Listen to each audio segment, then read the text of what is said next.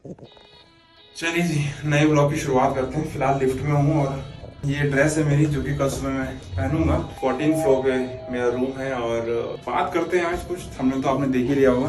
बहुत थक गया हूँ, बहुत थक गया हूँ मैं।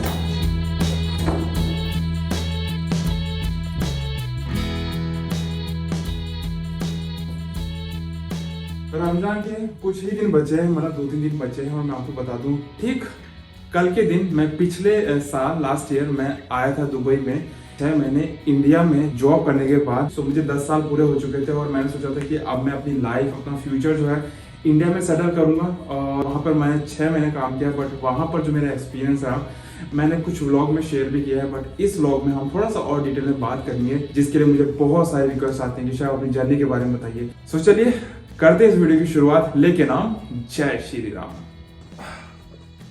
सो फ्रेश भी हो गया हूँ और अगला दिन भी हो चुका है, हो चुका हूँ। थोड़ी देर में ड्यूटी जाने वाला हूँ। सोचा कि आपसे थोड़ी सी बात करते हैं और बात करते हैं मेरी जर्नी के बारे में। तो उससे पहले मैं आपको बता दूं कि अगर आप चैनल नए हैं तो सब्सक्राइब करें इस चैनल को, क्योंकि बहुत सारे कंटेंट और लाने वाला हूँ, बहुत सारे ब्लॉग्स और लाने वाला हूँ।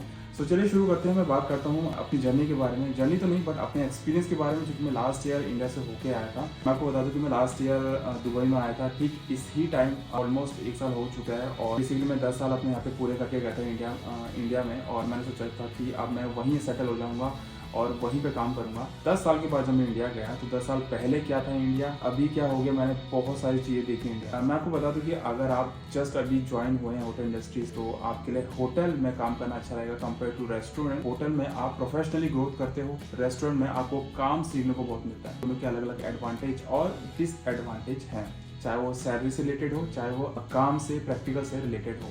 मुझे ऑलमोस्ट 15 ईयर हो चुके हैं इस इंडस्ट्री में। मैं इंडिया गया था ये सोच के कि ऑफकोर्स अब पैसे की ज़रूरत है, पैसा कमाना है और एक्सपीरियंस तो हो ही गया। तो इसलिए मैंने सोचा कि क्यों ना रेस्टोरेंट में काम किया जाए, क्योंकि अभी जो है रेस्टोरेंट में जो होता है आपको सैलरी अच्छी मिलती है कंपेयर टू होटल।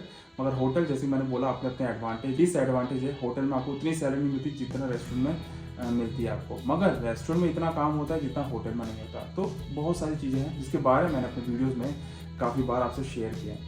तो यही सोच के मैं गया, रेस्टोरेंट में काम किया। वहाँ पर ही मैं एज अ सूस शेफ काम कर रहा था और मैं दिल्ली में काम करता। आई होप कि आप में से कई को पता होगा मैंने कहाँ पे काम किया था, मैं नाम नहीं लूँगा। तो वहाँ पे मैंने काम किया, रेस्टोरेंट में काम किया और मुझे बहुत सारी चीज़ें फेस करनी पड़ी, एक्सपीरियंस करनी पड़ी, जो कि मुझे नहीं पता था। काफ़ी सारी चीज़ें मैंने देखी। सबसे पहले तो मैं बात करूँगा कि एक रेस्टोरेंट में जब आप काम करते हो तो वहाँ पर आपके स्टाफ का अच्छा होना बहुत ज़रूरी है, रिस्पेक्टेबल होना बहुत ज़रूरी है। मुझे ये एक चीज़ अच्छी लगी कि एब्रॉड में भी आपका स्टाफ आपके साथ अच्छा रहता है, मगर इंडिया में मैंने देखा आपको जो रिस्पेक्ट मिलती है ना शेफ़ के थ्रू, अपने एम्प्लॉय के थ्रू, बहुत ही अच्छी होती है। और वो मुझे बहुत अच्छा लगा। जो रिस्पेक्ट मुझे मिल रही थी, जो स्टाफ से प्यार मिल रहा था, वो मुझे एब्रॉड में भी ऑफकोर्स मिलता है, बट एब्रॉड को कंपेयर करूँगा ना तो इंडिया में जो प्यार मिलता है, रिस्पेक्ट मिलती है, वो कंपेयर नहीं कर सकते। उसके अलावा काफ़ी सारी चीज़ें, जैसे आपको पता ही है कि अब्रॉड में काफ़ी हाइजीन पे ख्याल रखा जाता है और म्यूनसिपालिटी यहाँ पर बहुत स्ट्रिक्ट होती है। मगर अपनी कंट्री में या इंडिया में आपने देखा है कि हमारे यहाँ हाइजीन का इतना ख्याल नहीं रखा जाता। बहुत सारी चीज़ें अनहाइजीनिक होती है, इवन शेफ भी अनहाइजीनिक तरीके से काम कर रहा होता है। काफ़ी सारी चीज़ें, चाहे वो डिलीवरी बॉय हो, कुछ रिसीविंग कर रहे हो, कोई सप्लायर आ रहा है आप उसे रिसीव कर रहे हो, तो उनकी हालत ऐसी रहती थी कि मतलब वो कपड़े धोते भी थे या वो नहाते भी थे कि नहीं नहाते थे, वो इतने मतलब गंदे तरीके से रहते थे। तो ये नॉर्मल है इंडिया में, ये कोई नई चीज़ नहीं है, वहाँ की इंडस्ट्री में नॉर्मल है, क्योंकि वहाँ पर हाइजीनिक इतना ख्याल नहीं रखा जाता है। खासकर मैं यहाँ पे रेस्टोरेंट को बोलना चाहूँगा, क्योंकि होटल्स में तो फिर भी हाइजीनिक रखा जाता है। वहाँ पे रूल रेगुलेशन परफेक्ट होते हैं, करेक्ट होते हैं और थोड़े बहुत स्ट्रिक्ट भी होते हैं, तो वहाँ पर ठीक ठाक ख्याल रखा जाता है। बट रेस्टोरेंट्स में आजकल हर कोई ओनर बना पड़ा है और हर किसी ने अपना रेस्टोरेंट खोला हुआ है, तो उनको सिर्फ और सिर्फ कमाना होता है, अपनी इनकम जनरेट करनी होती है। उसके अलावा वो हाइजीन है नहीं है वो सिर्फ शेफ पे छोड़ देते हैं। इसके अलावा जैसे आपको सैलरी, आपको पता है वहाँ पर टाइम पे कभी नहीं मिलती है। मुझे इस बारे में पता था, बट मैंने प्रैक्टिकली जाके देखा तो वहाँ पे बोलते हैं कि आपको 27 तारीख को मिलेगी, फिर 30 तारीख को मिलेगी, फिर वो अगले महीने का पहला वीक आ जाता है। 7-8 से शुरू होती है वहाँ सैलरी देना और करते करते जो लास्ट एम्प्लॉय तक सैलरी पहुँचती तो वो 15 तारीख तक भी मुझे लगता है कि पहुँच जाती है। तो ये भी एक मुसीबत है अगर आप इंडिया में काम करें या कर रहे हैं तो। मैं यहाँ किसी को ब्लेम नहीं कर रहा हूँ, आप किसी भी चीज़ को नेगेटिव मत लेना, मैं रियलिटी बता रहा हूँ जो कि मैं अपने ब्लॉग्स में बताते रहता हूँ। तो ये रियलिटी है।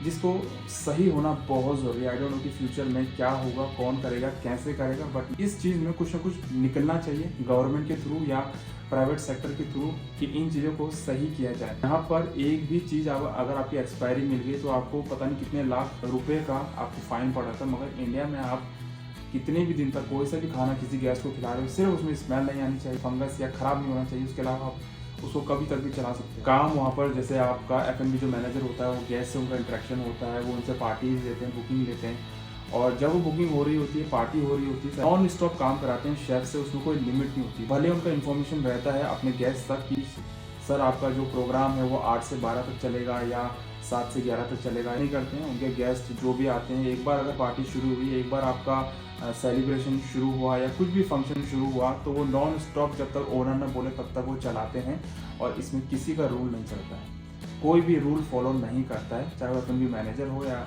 चाहे कोई भी हो, चाहे ओनर हो, तो नॉन स्टॉप चलाते हैं। जिसकी वजह से क्या होता है कि हमारे जो शेफ्स हैं वो परेशान हो जाते हैं, और जिसकी वजह से उनको 12-14 घंटे भी काम करना पड़ता है, जिससे कि ओनर को कोई फ़र्क नहीं पड़ता। एक्सपीरियंस मुझे इंडिया में जाने के बाद मिला, और भी काफ़ी सारा एक्सपीरियंस मिला जो कि मैं आगे आने वाले वीडियोस में शेयर करूंगा। जब मैंने अब्रॉड में काम किया, यहाँ पे काम किया, तो जैसे मैं अभी भी हूँ, तो यहाँ पर जो है आप AC में रहते हो तो यहाँ पे आपकी हालत सही रहती है, क्योंकि आप AC में काम कर रहे हो, किचन में AC, हर जगह AC रहता है, तो आपका खुद फिजिकल जो हाइजीन है वो अपने आप ही अच्छा बना रहता है, जैसे कि अभी भी है।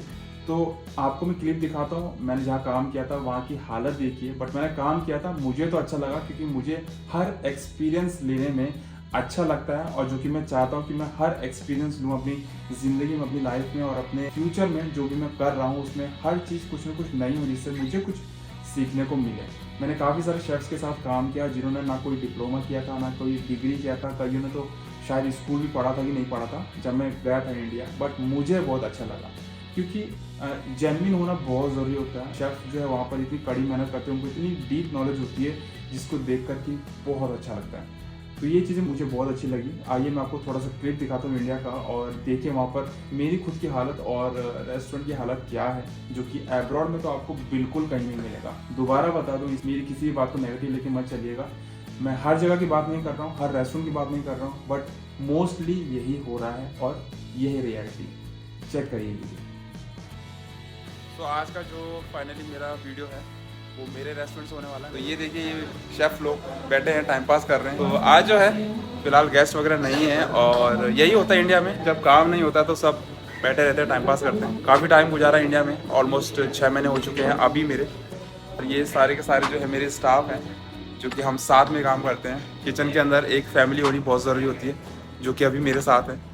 तो ये जो है अभी इंडिया की हालत है। काफ़ी लंबे टाइम के बाद इंडिया में काम कर रहा हूँ, और अगर आप मेरे फॉलोवर तो आपको पता ही होगा, अगर आप मेरे सब्सक्राइबर हैं तो आपको पता ही होगा। सो 10 साल से ज़्यादा हो चुके हैं इंडिया में मेरे को काम किया हुआ, और अभी जाके मैं इंडिया में काम कर रहा हूँ। काफ़ी चीज़ें ऐसी है जिसमें अप्स डाउन्स है, काफ़ी चीज़ें ऐसी है जिसमें मुझे एडजस्ट करना पड़ रहा है। यहाँ पर जो है हाइजीन लेवल मैं तो ज़ीरो ही बोलूँगा, हाइजीन लेवल बिल्कुल भी नहीं होता है, खासकर रेस्टोरेंट में। और होटल में तो शायद थोड़ा बहुत होता भी है, बट रेस्टोरेंट में हाइजीन लेवल जो है बिल्कुल ज़ीरो होता है। फिलहाल जहाँ पर मैं काम कर रहा हूँ यहाँ पर भी हाइजीन लेवल है, मतलब कंपेयर नहीं कर सकते आप अब्रॉड में किसी भी होटल से, या अब्रॉड से कंपेयर नहीं कर सकते आप। सो इंडिया में जो है सेक्शंस वगैरह जो है, डिपार्टमेंट वगैरह जो है काफ़ी छोटे छोटे होते हैं, खासकर रेस्टोरेंट्स वगैरह में। होटल में तो फिर भी आपको बड़े बड़े डिपार्टमेंट मिल जाते हैं, मगर रेस्टोरेंट्स में छोटे छोटे डिपार्टमेंट हैं। जैसे कि मैं यहाँ पे खड़ा हूँ, तो ये इतना सा डिपार्टमेंट जो है ये है चाइनीज़ का, और यहाँ पर आप देख ये छोटा सा जो है क्वांटी है, और उसके अलावा यहाँ पर जो है ये आपका इंडियन सेक्शन है, और उसके बगल में जो है आपका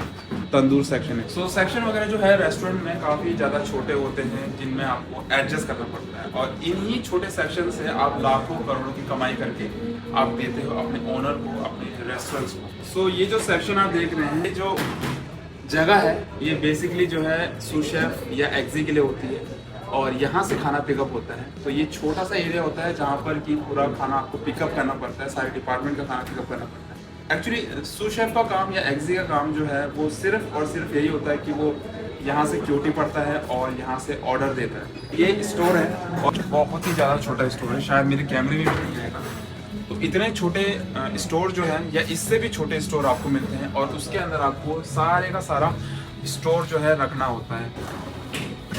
तो शायद मेरी आवाज़ नहीं आएगी, बट आप यहाँ पर देख सकते हैं ये है फ्रीज़र, और इतना सा फ्रीजर होता है, इसके अंदर सारे डिपार्टमेंट का सामान रखा होता है, पिज्जा प्ला रखा होता है, और यहाँ से जो है सारा पिज्जा लेकर जो है आपको यूज करना पड़ता है। तो ये छोटा सा फ्रीजर है जो कि आपको अपने पूरे किचन में यूज करना पड़ता है। तो इस तरह से सिचुएशन होती है इंडिया में, खासकर रेस्टोरेंट में। और जो इंडिया से देख रहे हैं शायद मुझे पता ही है कि किस तरह की सिचुएशन होती है और क्या क्या सिचुएशन आपको देखनी पड़ती है, झेलनी पड़ती है। सो ये छोटा सा वीडियो था, सोचा कि आप लोग के लिए बना लूँ और अपने लिए ही बना लूँ। काफ़ी कोशिश करी कि इस रेस्टोरेंट से या रेस्टोरेंट में एक वीडियो बनाऊँ और आपको दिखाऊँ कि क्या, कहाँ पर मैं काम कर रहा हूँ, कैसे काम कर रहा हूँ। हर सिचुएशन आपको देखना ज़रूरी होता है, स्ट्रगल करना बहुत ज़रूरी होता है और हर तरह का एक्सपीरियंस आपको लेना बहुत ज़रूरी होता है। फिलहाल मैं अपने स्टाफ के साथ काम कर रहा हूँ और बहुत अच्छा लग रहा है। अगर ये वीडियो अच्छा लगा तो प्लीज़ लाइक करिए और शेयर कर सकते हो आप। इंस्टाग्राम पे अगर फॉलो नहीं किया तो फॉलो कर लीजिए, जो कि है देसी blogger. So guys, see you then.